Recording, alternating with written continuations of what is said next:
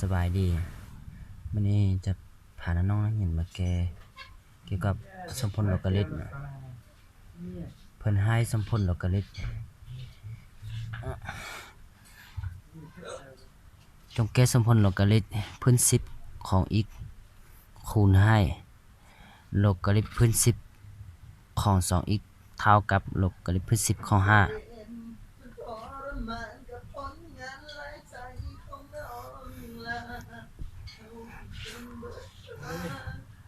เอามาเบิ่งบทแก้กัน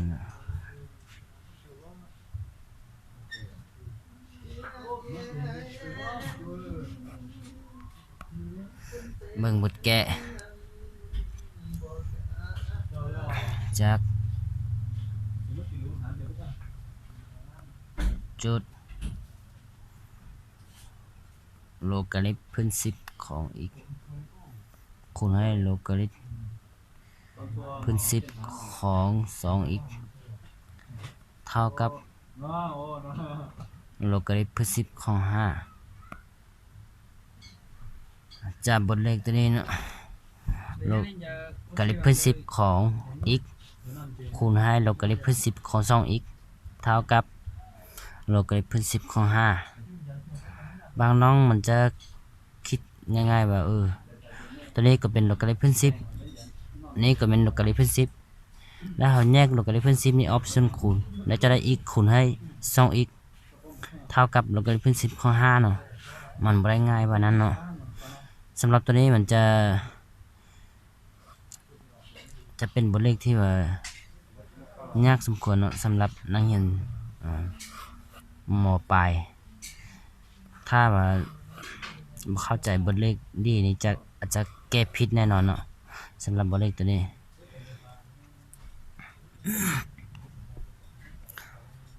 เรามาเบิ่งบทแก้นำกันเนาะจากโลกาลิตพื้น10ของ x คูณให้โลกาลิตพื้น10ของ 2x นี่เราจะต้องให้พันเปลี่ยนคือโลกาลิตพื้น10ของ x คูณให้โลกาลิตพื้น10ของ2บวกให้โลกาลิตพื้น10ของ x เท่ากับโลกาลิตพื้น10ของ5ซึ่งสูตรตัวนี้เนาะโลกาลิตพื้น10ของ 2x นี้เราจะได้นำใช้สูตรคือโลกาลิตพื้น10ของ a คูณ b เท่ากับโลกาลิตพื้น10ของ a บวกโลกาลิตพื้น10ของ b ฉะนั้นโลกาลิตพื้น10ของ 2x นี้จึงเท่ากับโลกาลิตพื้น10ของ2บวกให้โลกาลิตพื้น10ของ x เนาะ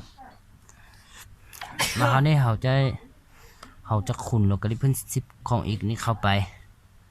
เราจะได้โลกาลิตพื้น10ของ x คูณให้โลกาลิตพื้น10ของ2เท่ากับโลกาลิตพื้น10ของ x คูณให้โลกาลิตพื้น10ของ2แล้วโลกาลิตพื้น10ของ x นี่คูณให้โลกาลิตพื้น10ของ x มันจะเท่ากับโลกาลิตพื้น10ของ x ทั้งหมดนี่กำลังสองเนาะเท่ากับสำหรับโลกาลิตพื้น5นี่เราจะได้พันเปลี่ยนเป็นโลกาลิตพื้น10ของ10ส่วนให้2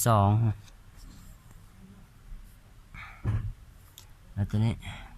เขียนได้คือเก่าของ x คูณโลกาลิตพื้น10ของ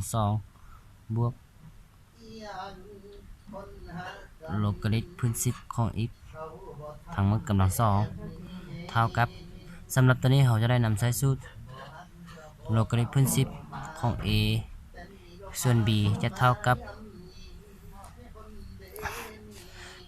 บโลกาลิตพื้น10ของ a ลบให้โลกาลิตพื้น10ของ b ฉะนั้นโลกาลิตพื้น10ของ10ส่วน2นี้จะได้โลกาลิตพื้น10ของ10ลบให้โลกาลิตพื้น10ของ2โลกาลิตพื้น10ของ10นี่มันจะเท่ากับ1ฉะนั้นเราเขียนได้โลกาลิตพื้น10ของ10คูณให้ของ x เนาะคูณให้โลกาลิตพื้น10ของ2บวกโลกาลิตพื้น10ของ x ทั้งหมดกำลังสองเท่ากับ1ลบโลกาลิกพื้น10ของ2มาข้อนี้เนาะเราสังเกตเห็นว่ามีโลกาลิกพื้น10ของอีกแล้วก็โลกาลิกพื้น10ของ2เนาะตัวนี้เป็นโลกาลิกพื้น10ของ2ตัวนี้ก็เป็นโลกาลิกพื้น10ของอีกตัวนี้ก็เป็นโลกาลิกพื้น10ของ2ฉะนั้นเราเพื่อให้เราแก้ได้ง่ายเนาะเราจะวางตัวรับมาช่วยวางa เท่ากับโลกาลิกพื้น10ของอีกก็ได้วาง a ยาวเนาะเท่ากับโลกาลิกพื้น10ของอีก b จะได้วาง2ตัวรับเพื่อให้ตัวนี้กลายเป็นตัวรับได้1เลยเนาะแล้วจึงแก้ได้ง่าย b นี้เท่ากับโลกาลิกพื้น10ของ2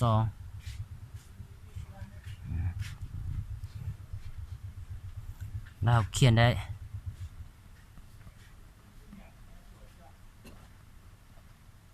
แม่นเราเขียนได้แม่นเราเอา a ไปแทนเซอร์โลกาลิกพื้น10ของอีกนี่เนาะและ a คูณให้โลกาลิกพื้น10ของ2ก็คือเราวางโลกาลิกพื้น10ของ2เท่ากับ b a คูณ b บวกให้โลกาลิกพื้น10ของอีกทั้งหมดกำลัง2ก็คือ a กำลัง2เท่ากับ1ลบให้โลกาลิกพื้น10ของ2เนาะโลกาลิกพื้น10ของ2ก็คือ b ลบให้ b ฉะนั้นเราย้ายค่าภาคมาก็คือ a กำลัง2เราเอาตัวกำลัง2นี้มาไว้ทางหน้าเนาะเพื่อจะได้เป็นสมมุติขั้น2เลยบวก ab ลบให้1ลบ b เนาะเท่ากับ0มาวันนี้เราสังเกตเห็นว่า a กำลัง2บวก ab ลบให้1ลบ ab เท่ากับ0เนาะ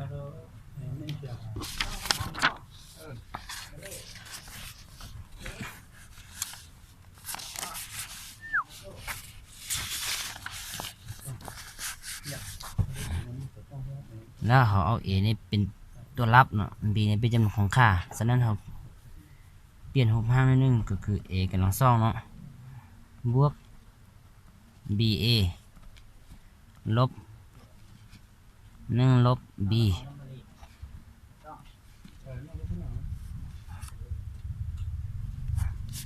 แล้วเราเขียนได้ a กำลัง2บวก b a ลบให้1ลบ b เท่ากับ0เนาะฉะนั้นเราถือว่า a นี่เป็นตัวรับและ b เป็นจำนวนของค่าได้1แล้วเรานำใช้เลนตาสูตรเลนตามาแก้เราได้เลนตาเท่ากับลบ b กำลัง2เนาะลบ b กำลัง2ก็คือตัวนี้b กำลัง2b กำลัง2เพราะว่าตัวนี้เป็นจำนวนของค่าได้1เนาะลบให้ cac ca a เท่ากับ1 c c มันเท่ากับลบคูณให้1ลบ b จะกลายเป็นb ลบ1นั่นเราเขียนได้ b กำลัง2ลบให้ c คูณให้1ก็เป็น1เนาะแล้ว c คูณให้ b จะกลายเป็นลบ cb ลบคูณลบเนาะลบ c คูณให้บวก1จะกลายเป็นบวก c เนาะฉะนั้นตัวนี้เราสังเกตให้ว่า b กำลัง2ลบให้ c b บวก c เนาะตัวนี้จะกลายเป็นรูปเขาจะย่อเข้ามาเลยว่าเขาออกมาเป็นคนชื่อเนาะก็คือ a กำลัง2ลบ 2ab บวก b 2เนาะจะเท่ากับ a ลบ b แต่มันกำลัง2ฉะนั้นตัวนี้จะได้ b กำลัง b ลบให้2ถ้ามันกำลัง2เนาะจะได้แลนตาเท่ากับตัวนี้แล้วเอาคัน2เข้าหักคัน2เนาะจะได้หักคัน2ของแลนตาเท่ากับหักคัน2ของ b ลบ2ถ้ามันกำลัง2เนาะแล้ว b กำลัง2หักคัน2ของ b ลบ2ถ้ามันกำลัง2นี้จะเท่ากับมันจะออกอยู่2ค่าเนาะสำหรับหักคัน2ของจำนวนนี้ได้1นี้มันจะออกค่าลบแด่ค่าบวกนะบวกหรือลบเนาะของ b ลบ2แล้วมาฮอดนี้แล้วเราสังเกตเอามาสังเกตบนหาวางเนาะบนหาวางก็คือ b หาวเท่ากับโลการิทพื้น10ของ2เดี๋ยวนี้โลการิทพื้น10ของ2นี่มันจะออกอยู่0.ปลายเนาะเพราะว่าโลการิทพื้น10ของ2นี่จะออกอยู่0.ปลายฉะนั้นถ้าเราเอา b ลบ2นี่มันจะน้อยกว่า0ฉะนั้น b ลบ2นี่ b ลบ2นี่ต้องใหญ่กว่า0เสมอเนาะฉะนั้น b ลบ2 b ของเราเป็นโลการิทพื้น10ของ2ฉะนั้นเราต้องได้คูณค่าบวกนี่เราบ่เอาเนาะและค่า2ของแลนตานี่มันจะเท่ากับเอาค่าลบนี่มาคูณซะ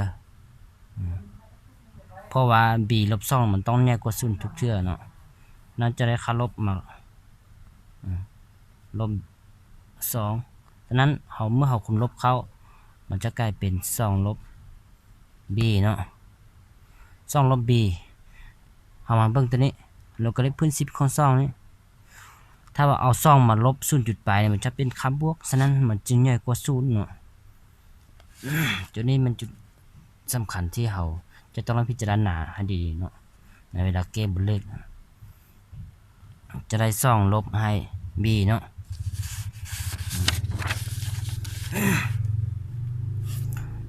แล้วเราจะได้ค่า2ของแลนตาเท่ากับ2ลบ b ฉะนั้นจะผลแม่น a เป็นตัวรับเนาะเพราะว่าเขาถือ a เป็นตัวรับแล้วนั้น a นี่จะเท่ากับลบ b ลบ b ก็คือ b บนนี้เนาะลบ b ลบ b ลบหักคัน2ของแลนตาก็คือหักคัน2ของแลนตาเขาเท่ากับ2ลบ b เนาะ2ลบ b ส่วนให้ 2a a เขาเท่ากับ1ฉะนั้น b กับ b นี่หมดไปยังเหลือแต่ลบ2เนาะลบ2กับ2นี่ยังเหลือแต่ลบ1หันเท่ากับลบ1เนาะ a 2เท่ากับลบ b บวกหักคัน2ของแลนตาก็คือ2ลบ b ส่วน 2a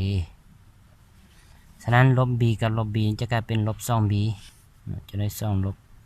2b ส่วน2นี่เราพร้อมหัน2จะได้1ลบ b ฉะนั้น a 1มันเท่ากับลบ1 a 2จะเท่ากับ1ลบ b เนาะแล้วเรามาแทนเซอร์บนเราวางนี้แทนเซอร์บนเราวางนี้เรารู้ว่า a นี่เท่ากับลบ1เนาะถ้า a เท่ากับลบ1แล้วเราเขียนได้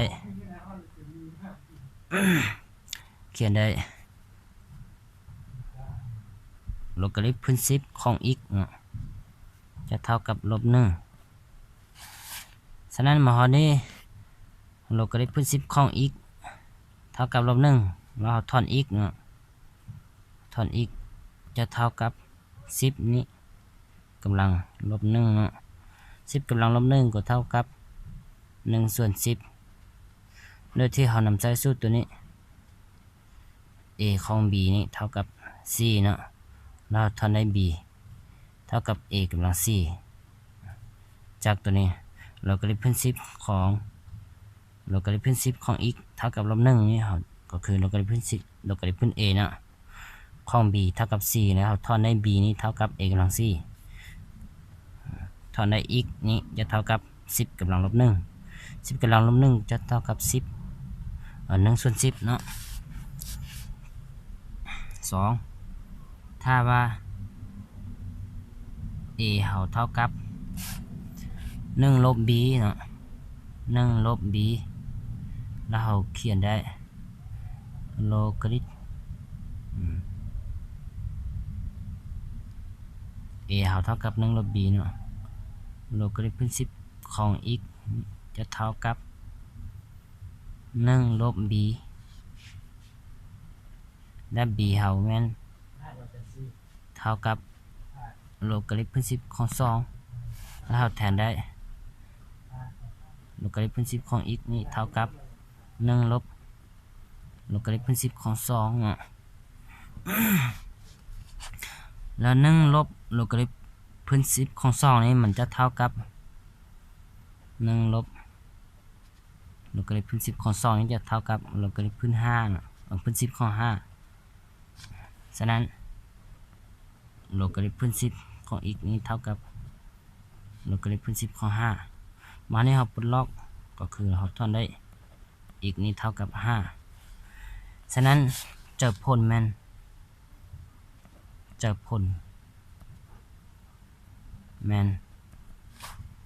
s เท่ากับ1ส่วน10กับ5นะจากผลของสมผลโลกาลิกตัวนี้มันจะเป็น1ส่วนให้โลกาลิก1ส่วนให้10เนาะห